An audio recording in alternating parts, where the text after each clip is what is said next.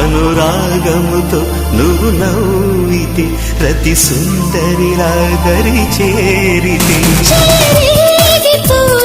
యవ్వనమే మద కోరికతో మాట్లాడితే కొస చూపులతో తాకితే నేను నేను ఆని తేలి సోలిపోని ఏది ఏమి కాని